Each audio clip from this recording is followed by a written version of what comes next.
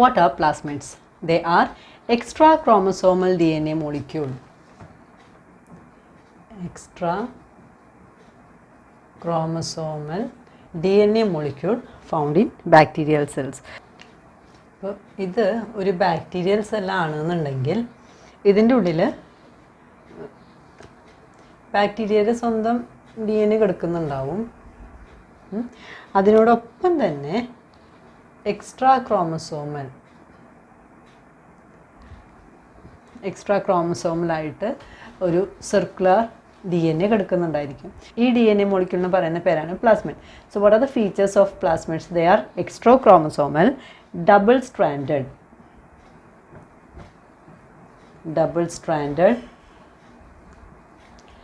circular and self-replicating. അപ്പോൾ അത് replicate ചെയ്യാനുള്ള ആവശ്യമായിട്ടുള്ള എല്ലാതും അതിന് തന്നെ സ്വന്തമായിട്ടുണ്ട്. It's not depend upon the bacterial chromosome to replicate. അപ്പോൾ അങ്ങനെയുള്ള DNA മോളിക്യൂളിനെയാണ് പ്ലാസ്മിഡ് എന്ന് പറയുന്നത്. അപ്പോൾ എന്തിനാണ് ഈ ബാക്ടീരിയയിൽ ഈ പ്ലാസ്മിഡ് ഉള്ളതെന്ന് അറിയോ? ഒരു ബാക്ടീരിയയിൽ ഒരു ആൻറ്റിബയോട്ടിക് റെസിസ്റ്റൻസ് കൊടുക്കുന്നത്, അല്ലെങ്കിൽ ആ ബാക്ടീരിയനെ ടോക്സിക് ആക്കുന്നത്, അതല്ലാന്നുണ്ടെങ്കിൽ അഡ്വേഴ്സ് ആയിട്ടുള്ള കണ്ടീഷൻസിൽ ഒരു ബാക്ടീരിയ സർവൈവ് ചെയ്യാൻ ഹെൽപ്പ് ചെയ്യുന്നതൊക്കെ ഈ പ്ലാസ്മിഡ്സ് ആണ്. അപ്പോൾ ഒരു ബാക്ടീരിയൽ സെല്ലിൽ ഇതിൻ്റെ നമ്പർ ഓഫ് പ്ലാസ്മിഡ്സ് എന്ന് പറഞ്ഞിട്ടുണ്ടെങ്കിൽ ചിലപ്പോൾ ഒരു എണ്ണേ ഉണ്ടാവുള്ളൂ, A single copy of plasmid per cell. അത്തരത്തിലുള്ള പ്ലാസ്മിഡിനെ പറയുന്നത് സിംഗിൾ കോപ്പി പ്ലാസ്മിഡ് എന്നാണ്. എന്നാൽ ചിലപ്പോൾ 10 to 20 കോപ്പീസ് വരെ ഉണ്ടാവാം ഒരു സെല്ലിൽ. അങ്ങനെ വരുമ്പോൾ അത്തരത്തിലുള്ള പ്ലാസ്മിഡിനെ പറയുന്നത് മൾട്ടി കോപ്പി പ്ലാസ്മിഡ്സ്. രണ്ട് തരത്തിലുള്ള പ്ലാസ്മിഡ്സ് ഉണ്ട്, single copy plasmids and multi copy plasmids. Single copy എന്ന് പറഞ്ഞാൽ ഒരു ബാക്ടീരിയ സെല്ലിൽ ഒരു പ്ലാസ്മിഡേ ഉണ്ടാവുള്ളൂ. മൾട്ടി കോപ്പി എന്ന് പറഞ്ഞാൽ ഒരു ബാക്ടീരിയ സെല്ലിൽ 10-20 കോപ്പീസ് ഓഫ് പ്ലാസ്മിഡ്സ് ഉണ്ടാവും. ഇനി പ്ലാസ്മിഡ്സിനെ വീണ്ടും നമുക്ക് രണ്ടായിട്ട് തരംതിരിക്കാം. ഒന്ന് ആർ പ്ലാസ്മിഡ്. ആർ പ്ലാസ്മിഡ് എന്ന് പറഞ്ഞിട്ടുണ്ടെങ്കിൽ which carry the genes for antibiotic resistance.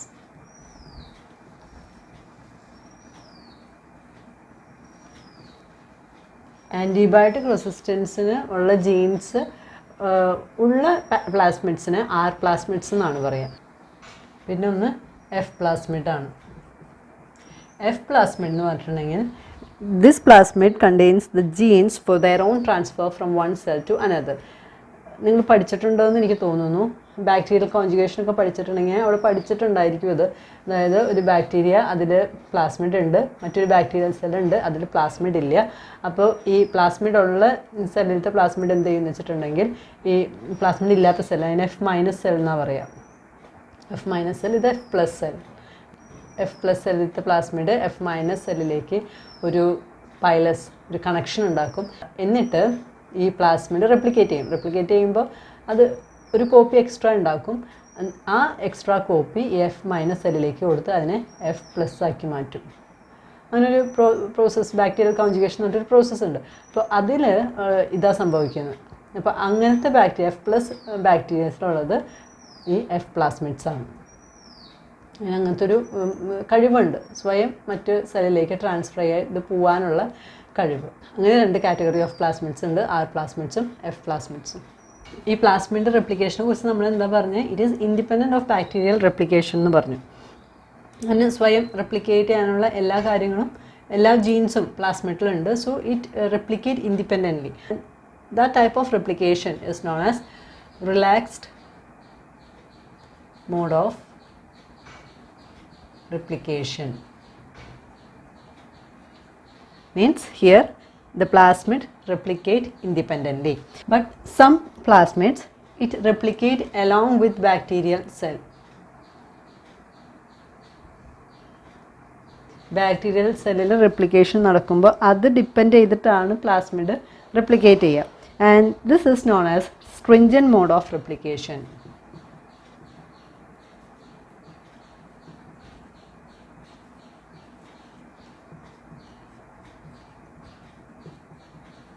അപ്പോൾ പ്ലാസ്മിഡിൻ്റെ മറ്റൊരു ഫീച്ചർ നമ്മൾ എന്താ പഠിച്ചത്? രണ്ട് ടൈപ്പിൽ റെപ്ലിക്കേഷൻ നടക്കാം പ്ലാസ്മിഡ്സിൽ. റിലാക്സ്ഡ് മോഡ് ഓഫ് റെപ്ലിക്കേഷനും സ്ട്രിഞ്ചൻറ്റ് മോഡ് ഓഫ് റെപ്ലിക്കേഷനും. റിലാക്സ്ഡ് മോഡ് എന്ന് പറഞ്ഞിട്ടുണ്ടെങ്കിൽ replication of plasmid is independent of bacterial cell. എന്നാൽ സ്ട്രിഞ്ചൻറ്റ് മോഡ് ഓഫ് റെപ്ലിക്കേഷനിൽ it replicates along with bacterial cell. And most of the plasmid which is used in genetic engineering or DNA technology have this relaxed mode of replication. Okay, now some examples of plasmids. PUC19. The P small letter, U and C capital letter aane. And another example, PBr325, PBr328, etc. Next type of vector, that is bacteriophage. Bacteriophage എന്ന് പറഞ്ഞാൽ എന്താണ്? ഒരു bacterial സെല്ലിനെ infect ചെയ്യുന്ന virus, അതിനെയാണ് bacteriophage എന്ന് പറയുന്നത്. അപ്പോൾ ഈ ബാക്ടീരിയോഫേജിൻ്റെ ജെനറ്റിക് മെറ്റീരിയലിൻ്റെ പ്രത്യേകത എന്താ? അത് DNA ആവാം, അതല്ലെങ്കിൽ RNA ആവാം. ഇനി DNA തന്നെ ചിലപ്പോൾ ഡബിൾ സ്ട്രാൻഡഡ് ആയിരിക്കാം, അതല്ലാന്നുണ്ടെങ്കിൽ സിംഗിൾ സ്ട്രാൻഡഡ് ആവാം. ഇതാണ് ഈ ബാക്ടീരിയോഫേജ് ജെനറ്റിക് മെറ്റീരിയലിൻ്റെ ഫീച്ചേഴ്സ് എന്ന് പറയുന്നത്. അപ്പോൾ ഈ ബാക്ടീരിയോഫേജും നല്ലൊരു വെക്ടറാണ്. So what are the features of bacteriophage vectors? ബാക്ടീരിയോഫേജിൻ്റെ ഒരു അഡ്വാൻറ്റേജ് എന്താണെന്ന് വെച്ചിട്ടുണ്ടെങ്കിൽ it can take up larger DNA segments.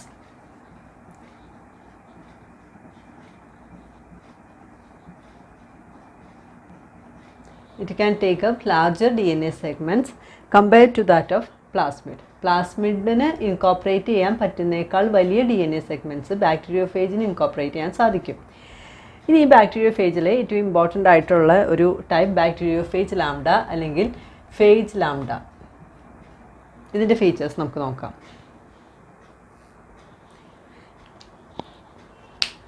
Bacteriophage lambda അല്ലെങ്കിൽ phage lambda, it is a virus of E coli. E coli സെൽസിനെ ഇൻഫെക്റ്റ് ചെയ്യുന്ന വൈറസാണ് phage lambda. And this bacteriophage lambda, it has been most thoroughly studied and was developed as a vector. Vector ആയിട്ട് use ചെയ്യുന്ന ഒരു virus, ഈ കോളൈനെ infect ചെയ്യുന്ന വൈറസാണ് phage lambda. Next is the structure of phage lambda. ഇതിൻ്റെ structure പറയുകയാണെങ്കിൽ it consist of A head, octahedral ഷേപ്പിലുള്ള ഒരു ഹെഡ് ഉണ്ട്, പിന്നെ ഒരു ടെയിലും, പിന്നെ ഉള്ളത് ടെയിൽ ഫൈബറാണ്. അപ്പോൾ ഇത് head, tail fiber. ഓക്കെ, അപ്പോൾ ഹെഡിൻ്റെ ഉള്ളിലാണ് DNA ഉള്ളത്. ഇനി ഈ ടെയിൽ ഫൈബറാണ് ഹോസ്റ്റ് സെല്ലിൽ ചെന്ന് അറ്റാച്ച് ചെയ്യുന്നത്, ബൈൻഡ് ചെയ്യുന്നത്. എന്നിട്ട് ഈ ടെയിലിൽ കൂടെ ഈ DNA ഹോസ്റ്റ് സെല്ലിലേക്ക് റിലീസ് ചെയ്യും. അങ്ങനെയാണ് സാധാരണ ഒരു ഫേജ് ലാംഡ ഫങ്ഷൻ നടക്കുന്നത്.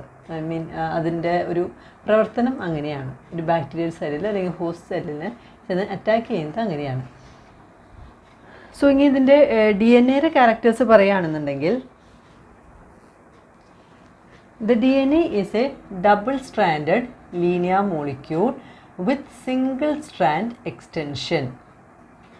എന്ന് വെച്ചിട്ടുണ്ടെങ്കിൽ എന്താ, കുറച്ച് ഭാഗം അത് ഡബിൾ സ്ട്രാൻഡഡ് ആണ്, എന്നാൽ അതിൻ്റെ രണ്ടറ്റത്തും സിംഗിൾ സ്ട്രാൻഡ് എക്സ്റ്റൻഷൻ ഉണ്ട്. അതായത് ഒരു സ്ട്രാൻഡ് എക്സ്റ്റെൻഡ് ചെയ്ത് നിൽക്കും, പെയർ ചെയ്യാതെ നിൽക്കുന്നുണ്ട്. ഇനി ഈ ഒരു സ്ട്രാൻഡിൻ്റെ ഒരു ഫീച്ചർ എന്താണെന്നറിയോ? The nucleotide sequence of these area, ഈ രണ്ട് ഏരിയയും they are complementary to each other. അതായത് ഈ എക്സ്റ്റൻഷൻ ഈ എൻഡിനും തമ്മിൽ പെയർ ചെയ്യാൻ സാധിക്കും. അതുപോലെ കോംപ്ലിമെൻ്ററി ആയിട്ടാണ് നിൽക്കുന്നത്. അപ്പോൾ ഈ ഒരു സിംഗിൾ സ്ട്രാൻഡ് എക്സ്റ്റൻഷന് പറയുന്ന പേരാണ് complementary site or cos site. അപ്പോൾ ഹോസ്റ്റ് സെല്ലിൻ്റെ ഉള്ളിലേക്ക് ഈ ഫേജ് ലാമിൻ്റെ DNA എത്തിക്കഴിഞ്ഞിട്ടുണ്ടെങ്കിൽ അതിങ്ങനെ ലീനിയർ മോളിക്യൂൾ ആയിട്ടല്ല നിൽക്കുക. ഈ രണ്ട് എക്സ്റ്റൻഷൻ റീജിയനും പെയർ ചെയ്ത് അത് സർക്കുലറായിട്ട് മാറും. ഓക്കെ, ഇപ്പോൾ ഡബിൾ സ്ട്രാൻഡഡ് ആയിട്ടുള്ള സർക്കുലറായ ഒരു DNA ആയിട്ടാണ് ഇത് ഹോസ്റ്റ് സെല്ലിൽ ഉണ്ടാവുക, even though it is linear molecule inside the phage. Clear? So this about phage lambda. ഇനി നമുക്ക് പഠിക്കാനുള്ളത് രണ്ട് ഹൈബ്രിഡ് വെക്ടേഴ്സ് ആണ്. അതിൽ first one cosmid. Cosmid possess the characters of both plasmid and phage lambda. Okay, അപ്പോൾ ഇതെങ്ങനെ construct ചെയ്യണമെന്ന് വെച്ചിട്ടുണ്ടെങ്കിൽ ഫേജ് ലാംഡേന്ന് DNA ഫ്രാഗ്മെൻറ്റ് എടുക്കുന്നു. ഇപ്പോൾ ഈ ഫ്രാഗ്മെൻറ്റിന് വേണ്ടൊരു ഫീച്ചർ എന്താണെന്ന് വെച്ചിട്ടുണ്ടെങ്കിൽ it should include the cos site. ഈ കോസ് സൈറ്റ് ഉണ്ടാവണം. എന്താ കോംപ്ലിമെൻ്ററി സൈറ്റ് എന്തായിരുന്നു? എക്സ്റ്റൻഷൻ അല്ലേ, രണ്ട് ഭാഗത്തും കാണുന്ന എക്സ്റ്റൻഷൻ. ആ എക്സ്റ്റൻഷൻ സിംഗിൾ സ്ട്രാൻഡഡ് ആയിരിക്കും. അങ്ങനെ കോസ് സൈറ്റ് ഉള്ള ഒരു DNA ഫ്രാഗ്മെൻറ്റ് എടുത്തിട്ട് പ്ലാസ്മിഡിൽ ഇൻകോപ്പറേറ്റ് ചെയ്യുന്നു. അപ്പോൾ ഇതാണ് പ്ലാസ്മിഡ്.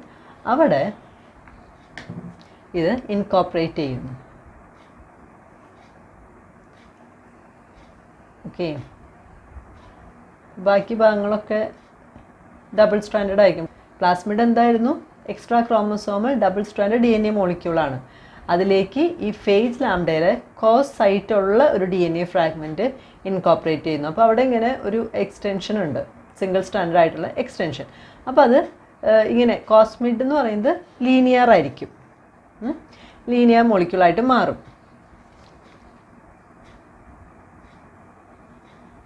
ഓക്കെ, ഇപ്പോൾ ക്ലിയർ ആയില്ലേ? അപ്പോൾ ഈ ഒരു ഭാഗത്ത് എക്സ്റ്റൻഷൻ സൈറ്റ് ഇങ്ങനെ പെയർ ചെയ്യാൻ പറ്റാണ്ട് ഇങ്ങനെ കിടക്കുന്നു, അതുകൊണ്ട് അത് ലീനിയറായി. ഇനി വൺസ് കോസ്മിഡ് ഫോം ചെയ്ത് കഴിഞ്ഞാൽ നമുക്കത് ഈ കോളയിലേക്ക് ഇൻകോപ്പറേറ്റ് ചെയ്യണം, അല്ലെങ്കിൽ ഇൻട്രൊഡ്യൂസ് ചെയ്യണം. അപ്പോൾ അതിനെന്താ ചെയ്യാന്ന് വെച്ചിട്ടുണ്ടെങ്കിൽ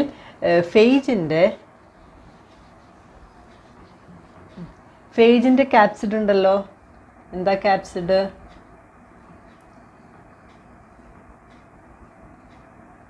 ഈ ഹെഡ്. ഈ ഹെഡിലേക്ക് ഈ കോസ്മിഡിനെ നമ്മൾ പാക്ക് ചെയ്യും. എന്നിട്ട് ഈ ക്യാപ്സിഡ് ഉണ്ടല്ലോ, കോസ്മിഡുള്ള ഈ ക്യാപ്സിഡ് നമ്മൾ എന്ത് ചെയ്യും? ഈ കോളായി സെല്ലിലേക്ക് ഇൻജെക്റ്റ് ചെയ്യും. അങ്ങനെ ഈ കോളായി സെല്ലിലേക്ക് എത്തിക്കഴിഞ്ഞിട്ടുണ്ടെങ്കിൽ ഈ ലീനിയർ റിക്കോമിനൻ്റ് DNA സർക്കുലർ ആയിട്ട് മാറും. എന്നിട്ട് it will behave like plasmid and replicate. ഒരു പ്ലാസ്മിഡ് ഒരു ബാക്ടീരിയൽ സെല്ലിൻ്റെ ഉള്ളിൽ എങ്ങനെയാണോ ബിഹേവ് ചെയ്യുന്നത്, അതേപോലെ തന്നെയാണ് കോസ്മിഡും ഒരു ബാക്ടീരിയൽ സെല്ലിൻ്റെ ഉള്ളിൽ ബിഹേവ് ചെയ്യുക. And it will replicate. ഇപ്പോൾ കോസ്മിഡിൻ്റെ ഒരു അഡ്വാൻറ്റേജ് എന്താണെന്ന് വെച്ചിട്ടുണ്ടെങ്കിൽ it can carry large DNA fragments. Large DNA fragments compared to that of plasmid. Okay, അപ്പോൾ ഇനി ഇതിന് ഒന്ന് രണ്ട് എക്സാമ്പിളും പഠിച്ചു വെച്ചോളൂ കേട്ടോ.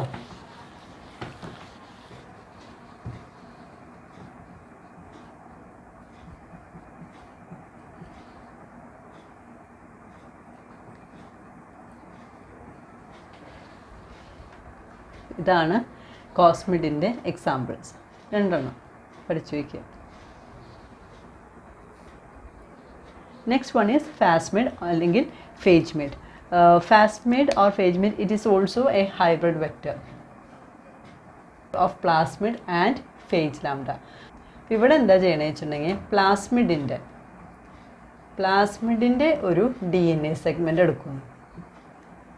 അപ്പോൾ ഈ DNA സെഗ്മെൻറ്റ് നമ്മൾ എടുക്കുമ്പോൾ അവിടെ ശ്രദ്ധിക്കേണ്ട കാര്യം, it should contain the origin of replication of plasmid. അപ്പോൾ ആ ഒറിജിൻ ഓഫ് റെപ്ലിക്കേഷൻ അല്ലെങ്കിൽ ഓറൈ ഉള്ള ഒരു DNA സെഗ്മെൻറ്റ് അല്ലെങ്കിൽ ഓറൈ ഇൻക്ലൂഡഡ് ആയിട്ടുള്ള ഒരു DNA സെഗ്മെൻറ്റ് നമ്മൾ പ്ലാസ്മിഡിൽ നിന്ന് എടുക്കുന്നു. And it is inserted to phage DNA.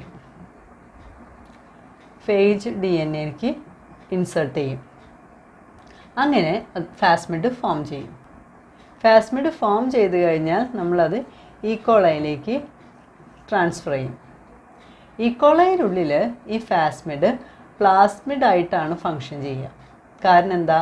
അതിൽ DNA സെഗ്മെൻ്റ് ഉണ്ട്, ഒറിജിൻ ഓഫ് റെപ്ലിക്കേഷൻ സൈറ്റ് ഉള്ള DNA സെഗ്മെൻ്റ് ഉണ്ട് ഈ ഫാസ്മിഡിൽ. അതുകൊണ്ട് തന്നെ ഈക്കോളയിലുള്ളിൽ അത് പ്ലാസ്മിഡായിട്ടാണ് ഫങ്ഷൻ ചെയ്യുക. സർക്കുലർ ഷേപ്പിലാവും, എന്നിട്ടത് പ്ലാസ്മിഡായിട്ട് ഫങ്ഷൻ ചെയ്യും. ഇനിയിപ്പോൾ ഈ ഫേജ് DNAയുടെ ഫങ്ഷൻ എന്താണ്?